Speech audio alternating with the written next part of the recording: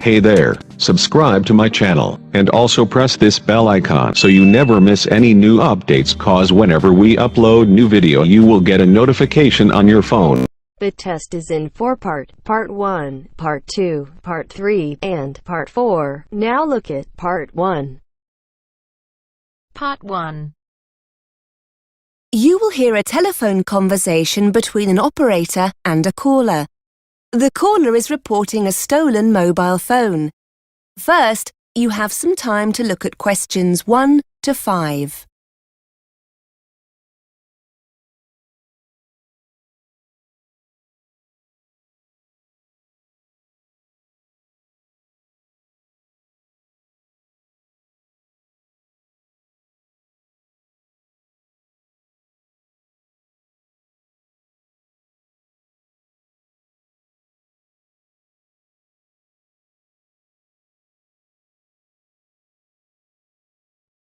Now we shall begin.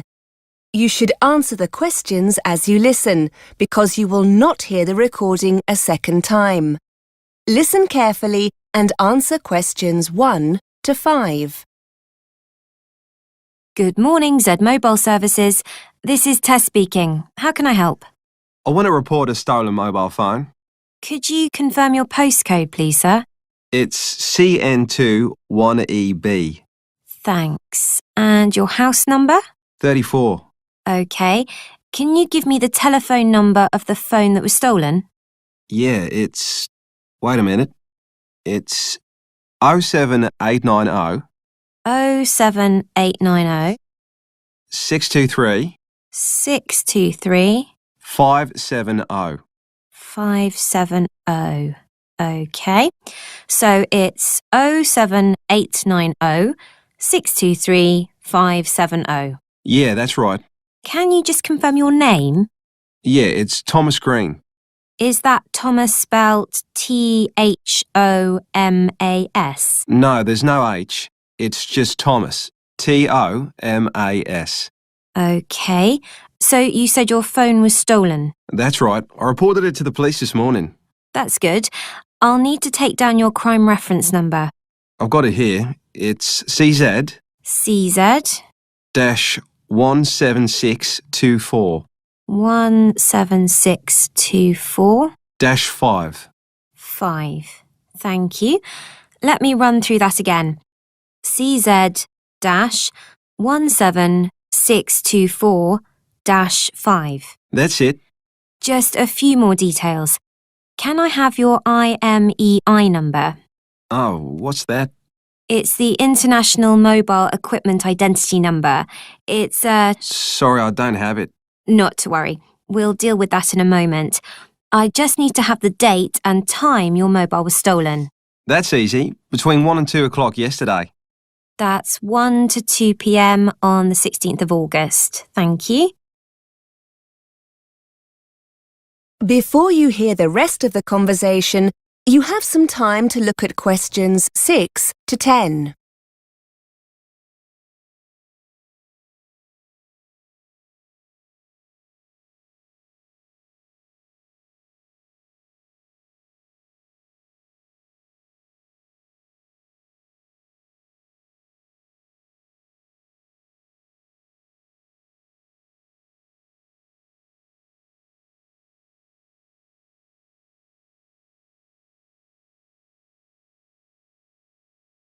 Now listen and answer questions 6 to 10. Now, I just need a few details of the incident, if you wouldn't mind. Sure. I was in the Bang's coffee bar in the city centre. I definitely had my phone with me when I sat down. In fact, I remember checking to see if I had any text messages. But when I came to leave, it wasn't on the table. Did you leave the phone unattended at any time, perhaps to go to the toilet? No, that's the funny thing. Like I told the police, it was very busy in there because it was lunchtime and all the tables and chairs were pushed really close together. There were a couple of other people at my table. Someone must have leaned across when I wasn't looking and slipped my phone into their pocket. Oh dear. Oh no, it's such a pain. I suppose I'll have to pay for a replacement.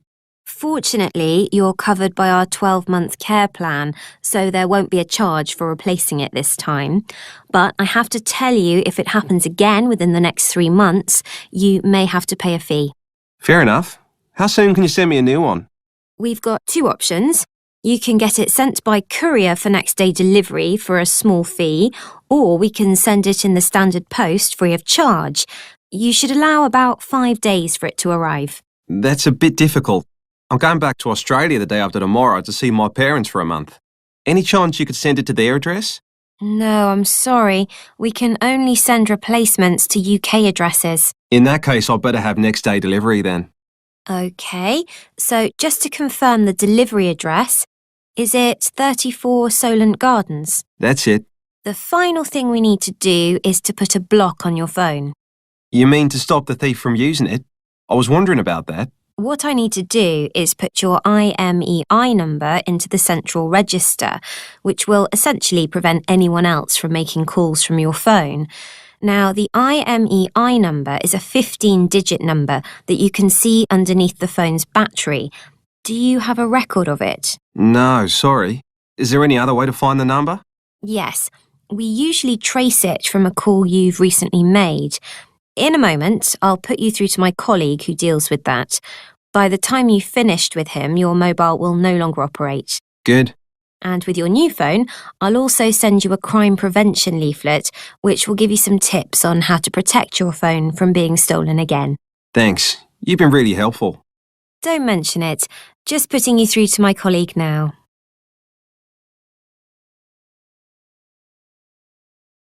That is the end of part 1. You now have half a minute to check your answers.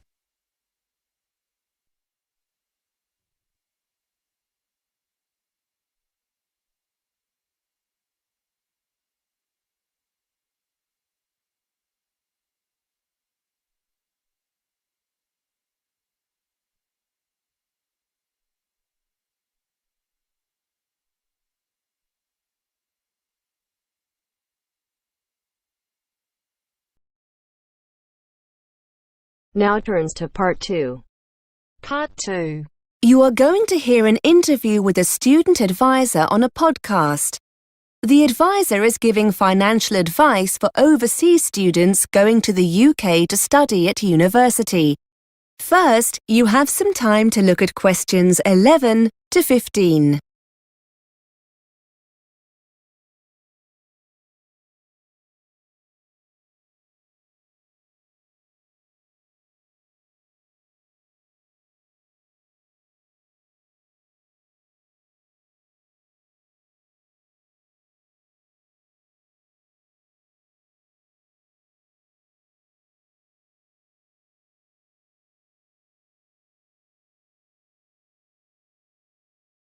Now listen and answer questions 11 to 15. Welcome to our monthly podcast for overseas students planning to study in the UK. This month we're looking at how to make your money last longer while studying here. And to help us find some bargains, I have Jenny Lubeck from the Student Union. Jenny, students are renowned for being hard up, but there are lots of savings to be made, aren't there?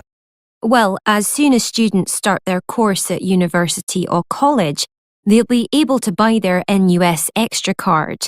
This will enable them to get a wide range of discounts on essentials like books, clothes and eating out. The card only costs about £12 for 1 year, and for about the same amount you can include an AVEC card. The AVEC is an internationally recognised discount card for full-time students. Discount offerings vary and usually include things like travel, guidebooks, music, eating out, that kind of thing. Students are told all about this when they start their studies, but if your listeners want to find out more about these cards before they arrive, I've put some details of websites on the podcast page. Now, travel costs can mount up for students, can't they? I know the AVEC card is useful here, but are there any other things students should be aware of? Understandably, lots of overseas students like to take the opportunity to travel around the country whilst they're in the UK, and for this reason, I'd strongly recommend they invest in a young person's REAL card. To be eligible, you need to be between 16 and 25.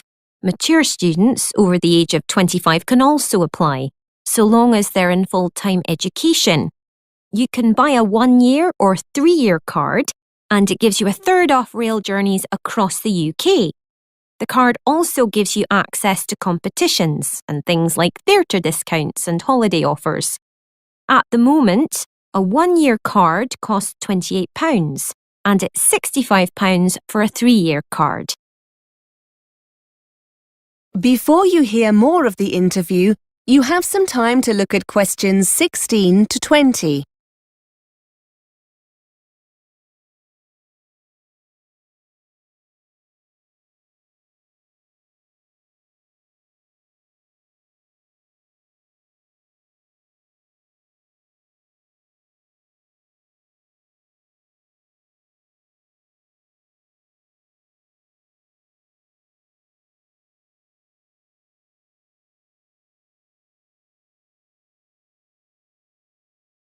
Now listen and answer questions 16 to 20. And what about buses?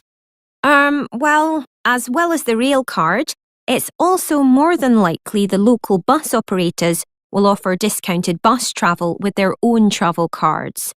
These aren't aimed specifically at students, but can still save you a lot of money if you use the buses regularly. You can usually get these cards for a week, a month, a term, or a whole year, with bigger savings the longer the period. Another advantage of these cards is that, as well as making it cheaper to commute to and from university, you'll also find them very handy free transport whenever you need to do some shopping or visit friends in your area. Are there any cultural things that students coming to the UK might not be aware of that can save them money? Some overseas students are surprised by the amount of recycling that goes on in the UK and how much money can be saved in the process.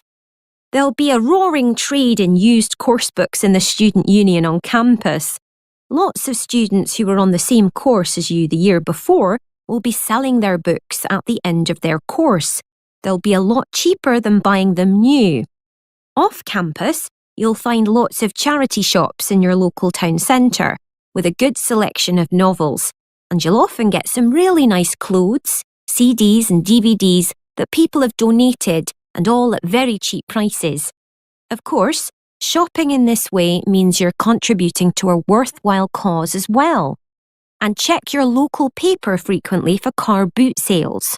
Car boot sales are a very British style of market, where private individuals come together to sell home and garden goods. In fact, they're a great way of recycling some of your own unwanted stuff and can help you make some money in the process. Finally, there are websites and mailing lists where local people offer up items they no longer want for free, as long as you agree to collect them.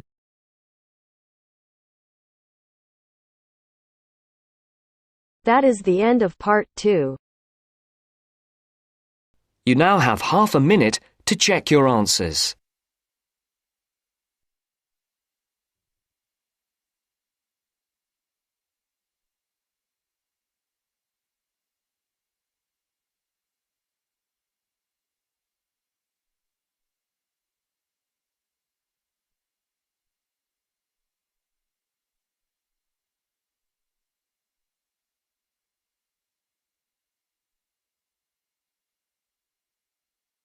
Now turns to part 3. Part 3. You will hear two students talking about revising for exams. First, you have some time to look at questions 21 to 23.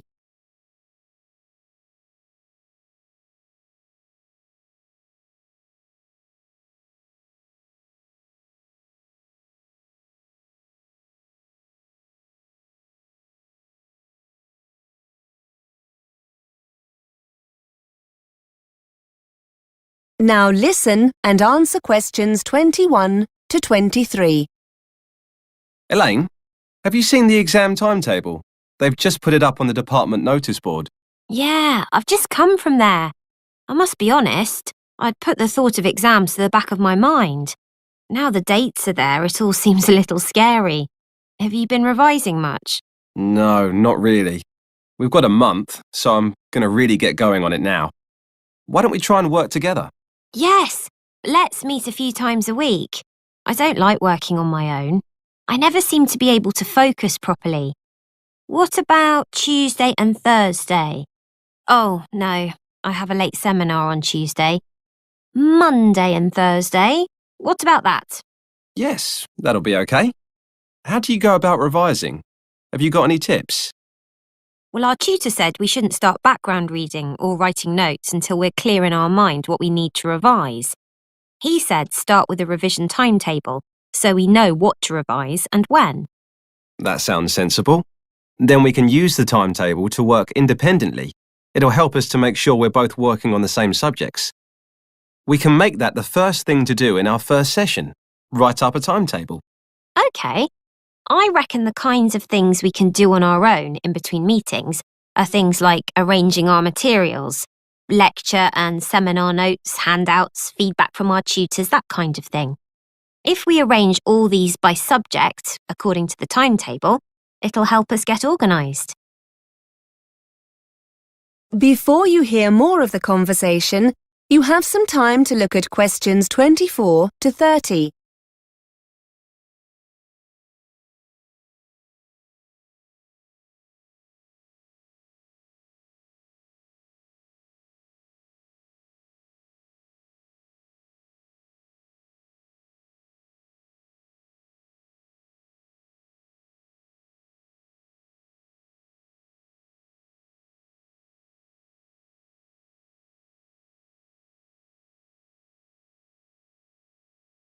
Now listen and answer questions 24 to 30. Good idea. Once we have all the content, I suppose we could make notes based on past exam papers. We had a talk about note-taking in one of the seminars. They reckon you shouldn't copy word for word. It helps to learn things if you paraphrase main points. And don't just copy loads of facts either. Try to get a feel for the main arguments or theories and match any facts to these. I also like using mind maps or spidergrams when I make notes. It means you can put down a lot of information, but so that it's nicely organised.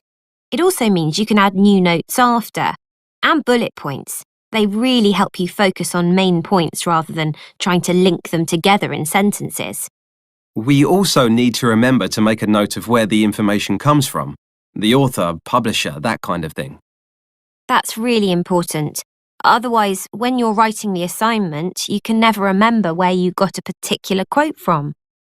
I know I said earlier about testing each other when we get together, but now I think about it, do you think it would be a better idea to talk through our notes on a particular subject? Have a kind of discussion between ourselves? We could use the questions in the past papers to base the discussion on. Yes, so basically the timetable can be a discussion schedule. Then after each session, we could go away and do a timed essay on the subject. Maybe swap and mark each other's essays. That's a good way to learn, I think. Critique each other's work. Great idea. So we'll start next Monday with the timetable.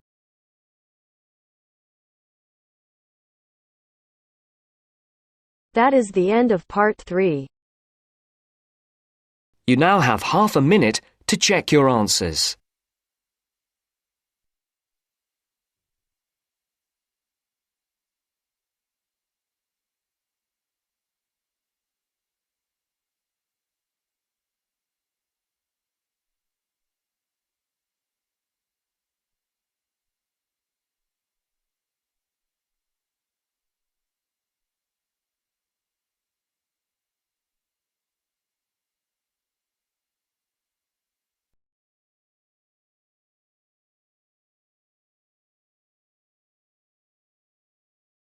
Now turns to part 4.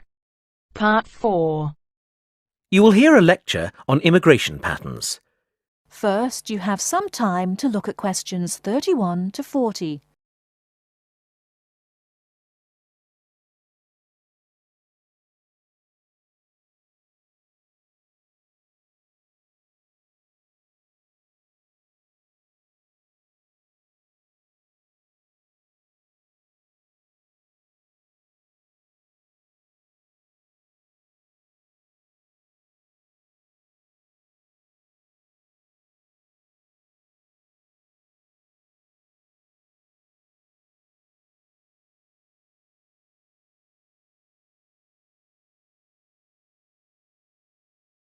Now listen carefully and answer questions 31 to 40.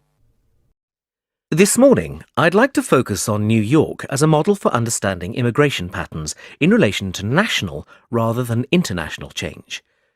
Firstly, it is important to understand that migration patterns are primarily affected by the rules of immigration, which determine the conditions of entry. After that, internal changes can affect patterns considerably. To highlight my first point, let's study this diagram of Ellis Island and the process of admitting immigrants in the late 19th and early 20th centuries. Upon arrival at Ellis Island, people underwent a series of examinations and questions before being allowed to enter the US. First of all, there was a medical inspection to ensure the immigrants were not bringing in any contagious diseases. Anyone who did not pass the medical examination was refused entry to New York and sent home on the next available ship. If the examination was passed, immigrants were required to take a further examination, this time a legal examination to establish whether they had any criminal convictions. After this, immigrants were able to change currency and purchase tickets for onward rail travel from New York. Having completed this simple process, immigrants were told to wait. This wait could be as long as 5 hours before boarding a ferry to take them to New York City. This simple system allowed millions of immigrants to enter the US and is largely responsible for the ethnic makeup of the city today. Even though the immigrants themselves may have had a variety of reasons for deciding to migrate, it was only possible because of US national immigration laws. Moving on to the second point, how changes within a country can have as much or more of an effect than those outside the country, various parts of New York have changed radically in their ethnic makeup over the last 200 years. Communities became wealthier, governments introduced new laws, and employment opportunities came and went. These factors affect where people choose to live or force them to move to somewhere different.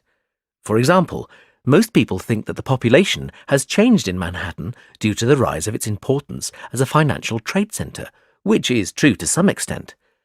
But, like the Ellis Island example, a change in politics, namely a change of mayor, allowed the city to boom as a financial center, and this resulted in different types of people moving to the area.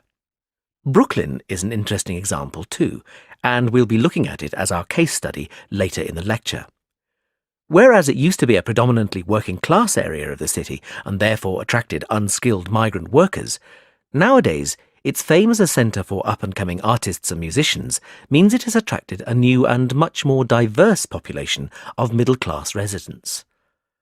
Finally, Queens has shown a dramatic change in its population over the last 50 years due to the airports there. This means that the number of airline staff living in the area has dramatically increased and changed the nature of the local population. Finally, I'd like to use Brooklyn as a case study of local change. Brooklyn's population has changed significantly over the years, and this can most easily be seen in its economic activity. Tracing the Brooklyn industries back from the current financial services companies to manufacturing in the 1950s to shipbuilding in the 1900s, we can map this onto average wages and therefore the type and class of resident.